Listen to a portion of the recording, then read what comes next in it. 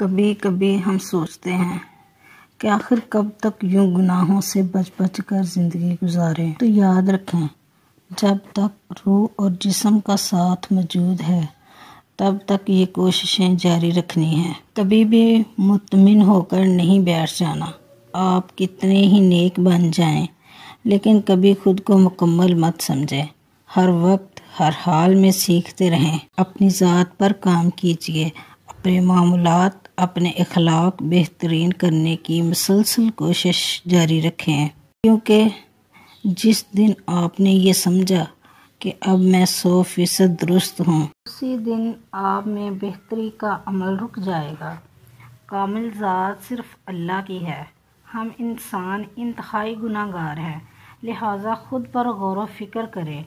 मुझ में कहाँ कहाँ इस्लाह की गुंजाइश है, मेरी सोच कैसी है, मेरे मामलात, मेरा इखलाक कैसा है, मैं बाहसीयत बीवी और बेटी अपने फ़राइज़ कैसे सरअंजाम दे रही हूँ।